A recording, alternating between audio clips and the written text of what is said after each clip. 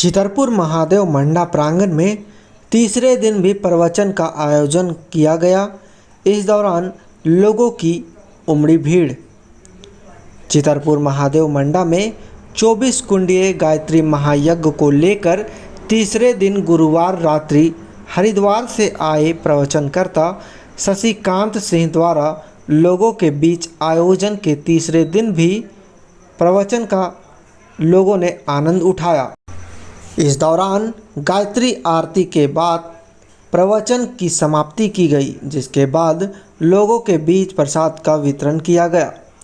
कार्यक्रम में 1051 दीपक जलाए गए। साथ ही कार्यक्रम में सैकड़ों महिलाएं, पुरुष एवं बच्चे शामिल हुए तथा प्रवचन का आनंद उठाए। साथ ही आपको बता दें कि शुक्रवार की शाम भक्ति जागरण का आयोजन भी किया गया है। देखिए, यहाँ पर 24 कुंडी गायत्री महायज्ञ रखा गया है और ये हमारे शांति कुंज हरिद्वार जो गायत्री परिवार का केंद्र है, वहाँ से पूरे देश में एक कार्यक्रम चल रहा है और उसी के अंतर्गत हम लोग आ रहे हैं और पिछले 7-8 कार्यक्रम कर चुके हैं। आगे भी 20-25 कार्यक्रम और करना है। इस कार्यक्रम का उद्देश्य केवल एक है कि सबसे पहला उद्देश्य कि मानवता में एक सद्बुद्धि का जागरण हो। यज्ञ इसलिए साथ में कर रहे हैं ताकि वातावरण का परिष्कार हो। बहुत सारे रोग जो होते हैं वो यज्ञ के धूम्र चिकित्सा के माध्यम से उसका समापन होता है। और गायत्री महामंत्र एक ऐसा मंत्र है जो हमारे अंदर के सद्बुद्धि का जागरण होता है। गायत्री महामंत्र और यज्ञ के द्वारा, सद्बुद्धि और सत्कर्म के द्वारा हम अपने जीवन को ठीक बना सकते हैं। परम पूज्य गुरुदेव वेद मूर्ति तपोनिष्ठ पंडित श्री राम शर्मा आचार्य जी जो इस मिशन के संस्थापक हैं, उन्होंने गायत्री और यज्ञ को घर घर पहुंचाया है। साथ में 3200 पुस्तकें लिखी हैं। गायत्री मंत्र का किस प्रकार हमारे जीवन में प्रभाव पड़ता है और कैसे हम अपने जीवन को शानदार बना सकते हैं, सुंदर बना सकते हैं, वो सारे सूत्र दिए हैं। सारे संस्कारों का जागरण किया है। बच्चा जब माँ के गर्भ में आता है तब से लेकर के जब उसका जन्म होता है और शरीर छोड़ने तक जो विशेष संस्कार होते हैं, वो सारे संस्कार इस यज्ञ में निःशुल्क पूरे वैदिक रीति से कराए जाते हैं। तो ये सारा सब कुछ मिला जुला करके मानवता को एक सही दिशा देना, लोक कल्याण के भाव से ये यज्ञ किया जा रहा है। सबका उज्ज्वल भविष्य हो, सब अपने गंतव्य को पहचान सकें और वहाँ तक लक्ष्य प्राप्त कर सकें, इसी उद्देश्य से यज्ञ किया जा रहा है। आपका परिचय बाबा? मेरा नाम शशिकांत सिंह है। मैं शांति कुंज में रहता हूँ और हमारी पूरी टीम है 5 भाइयों की जो हरिद्वार से आई है और हम लोग इस तरह से यज्ञ की श्रृंखला को संपन्न करते हुए मई-जून तक हम लोग शांति कुंज वापस पहुँचेंगे। बड़ा डीजे लगा लिया, बड़े नाटक कर लिए और बुरा मत मानना, धर्म के नाम पर वो वही चीज होता है जिसके लिए मना किया जाता है, लेकिन कर रहे हैं। आप देखिए, सावन का महीना आता है, भगवान शंकर भोलेनाथ का ये तप का समय है, तप करना चाहिए। लेकिन सावन के महीने में बोल बम लगाओ दम शुरू हो जाता है। भगवान शंकर को बदनाम करके जड़ी बूटी के हैं। सब मम प्रिय, सब मम उपजाए, सबसे अधिक मनुज मोहे भाए। सब मेरे प्रिय हैं, सबको मैंने पैदा किया है, लेकिन मनुष्य मुझे सबसे ज्यादा प्रिय है। और परमात्मा जब मनुष्य के ऊपर प्रसन्न होता है तो मनुष्य का शरीर दे करके और इस मेला में भेजता है और कहता है, बेटा जाना और मेले में घूमना, आनंद लेना, लेकिन अपने माता पिता को भूलना मत। और अगर माता पिता को न भूला तो अपना जीवन शानदार तरीके से जी सकता है, दुनिया में आनंद लेते रह सकता है और सब कुछ हो सकता है। लेकिन आज सब कुछ होने के बावजूद भी हम भीड़ में तो हैं, हम मेले में तो हैं, लेकिन हम अकेले हैं भाई बहनों। आज आदमी रो रहा है, आज उसके पास मकान भी है, दुकान भी है, खिलौने भी है, गाड़ी मोटर भी है, सब कुछ है, लेकिन व्यक्ति दुखी है, अंदर से परेशान है, अंदर से पीड़ा से ग्रसित हो रहा है। क्यों? इतने सब लोग तो हैं, फिर आप अकेले क्यों महसूस कर रहे हैं? आपको संसार में डर क्यों लग रहा है? आपको भय क्यों लग रहा है? इसलिए लग रहा है भाइयों बहनों कि हम माता पिता से बिछड़ गए। माता पिता कौन है हमारे भाई बहन? हम सबके माता पिता, हर मनुष्य के माता गायत्री माता। ध्यान देना, सबके चाहे वो कोई भी हो, सबके माता पिता कौन है? गायत्री माता और यज्ञ पिता। गायत्री माता और यज्ञ पिता मतलब अब हम गायत्री माता जैसा मुकुट पहन लें और साड़ी पहन लें और यज्ञ कुंड को उठा के मूड़ी पर रख लीजिए और हमारे माता पिता हैं, चलते रहिए। ये है माता पिता। गायत्री माता मतलब भाइयों बहनों, गायत्री माता मतलब गायत्री कोई मूर्ति नहीं है।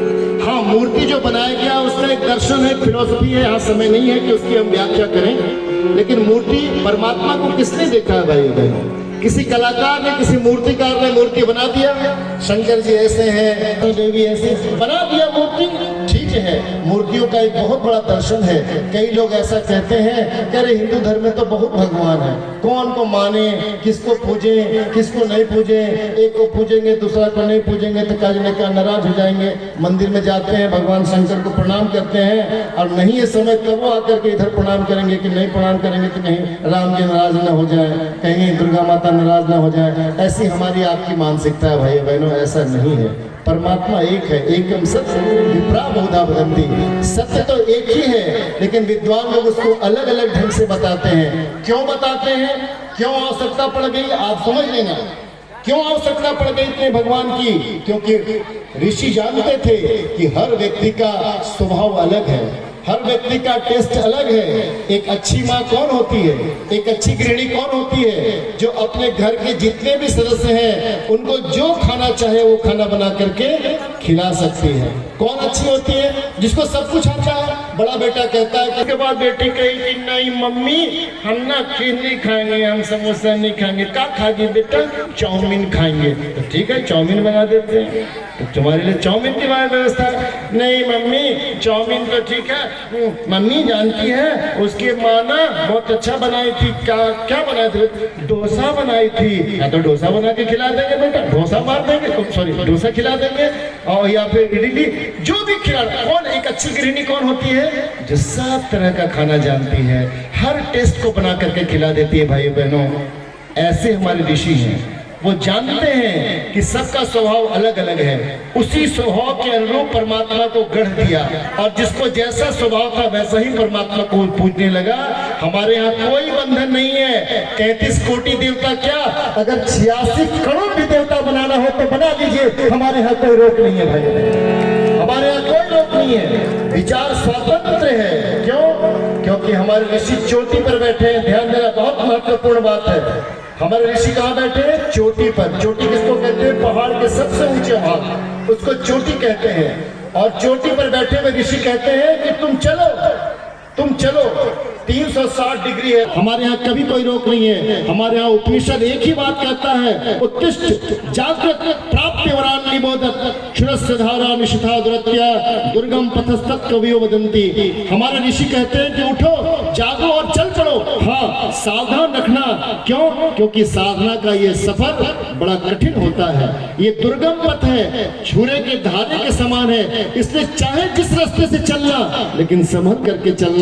ये हमारे ऋषि कहते हैं, क्योंकि वो ऊपर बैठे हैं और उनको मालूम है कि कहीं से भी चलेगा तो पहुंचेगा वो लक्ष्य पर। इसलिए कहते हैं चलो चलो चलो, उठो और चल पड़ो। लेकिन बेचारे जो नीचे बैठे हैं, जो नीचे तलहटी में बैठे हैं, वो कहते हैं उनकी गलती नहीं है, लेकिन उनको एक ही रास्ता मालूम है, यही रास्ता है, इसी से चलो। जो इधर से नहीं चलेगा वो नास्तिक हो जाएगा, जो इधर से नहीं चलेगा वो नास्तिक होने में देरी नहीं करते। वो तो वरदान दे करके बाद में पछताते हैं। भस्मासुर को वरदान दे दिया था, मालूम है? दे दिया, जिसके सर पे हाथ रखूं वो भस्म हो जाए। और भगवान ने कहा तथास्तु, और भस्मासुर उन्हीं के पीछे पड़ गया था।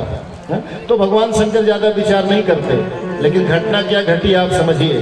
भगवान शंकर की पूजा करते थे, और भगवान त्रैलोक्य पूजिते पावन गुणों की विस्तार करता समस्त प्रतिभा के आदि कारण पावन बना दो हे देव संविधान, पावन बना दो हे देव संविधान। अंतःकरण में विराजित तुम दोष पापात सम्मान करता, शुभ धर्म का बोध हमको करा दो, पावन बना लो। उसके लिए आइए महाकाल के दरबार में बैठ करके महामृत्युंजय मंत्र से सभी की मंगलमय जीवन की कामना, उज्जवल भविष्य की कामना करते हुए तीन होती। ओम त्र्यंबकं यजामहे सुगंधिं पुष्टिवर्धनम् उर्वारुकमिव वन्दना वित्तोर्मुखे यमामृता स्वाहा इदं महामृत्युञ्जयाय इदं नमामः ॐ त्र्यम्बकं यजामहे सुगन्धिं पुष्टिवर्धनम् उर्वारुकमिव